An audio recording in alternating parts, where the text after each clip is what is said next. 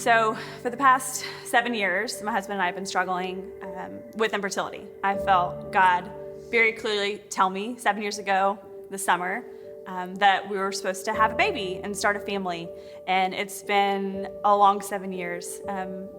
God has taken us on sort of this roller coaster. In the middle of it, we adopted our 2 kids from Ethiopia, which is another beautiful part of our story. But the hurt and the longing to carry life inside my womb has never left. I feel like came at such an awesome time, because while God had taken me through all of these things with first believing that God could heal me, then I felt like it was a season of, okay, God, I believe that you will heal me, but do I believe that if you don't, that you are still good? Yes, God, I do. And in the middle of this, it's all this crisis of faith and just really wanting to hope. Hope wasn't always this happy thing. One of my friends said recently, hope sometimes is like a 4-letter word. It's not a good 4-letter word. It's not always easy to hope.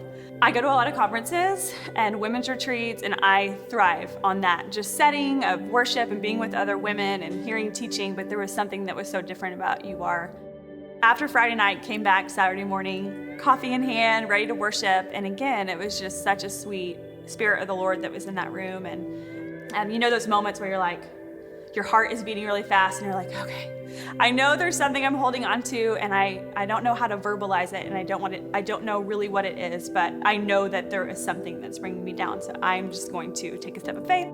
And I really feel like I had such a moment, one of those moments really with the Holy Spirit that you're like, I will never forget this. This is one of the spiritual markers in my life that I know that I can always go back to and remember, this is what God said.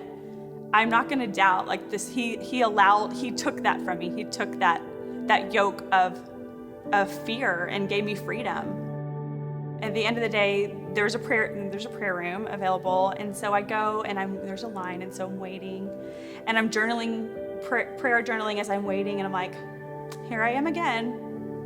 How many times have people prayed over me the past 6+ years? And it was almost like a place of doubting God still. I wanted the prayer and I was excited, but I wasn't fully trusting in the power that we have in our prayers.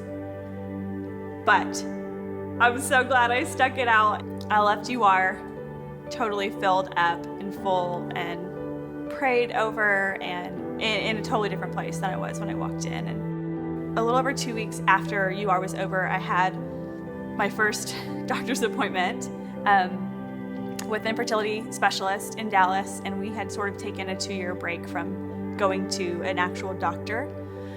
So it was scary starting over. We had done IVF before, we had had a miscarriage before, just sort of lots of things had happened in our long stretch of journey.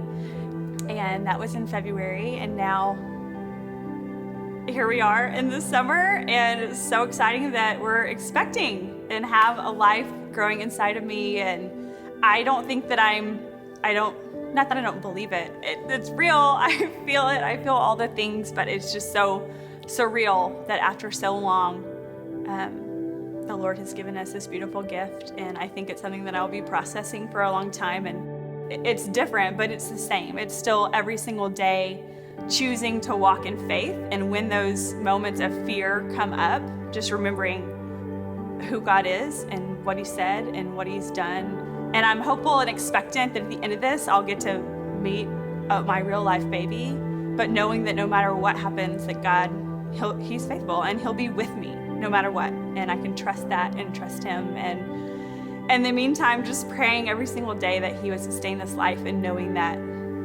He's the one that put this life in my womb. It's the most amazing, beautiful miracle. It's the craziest thing in the world.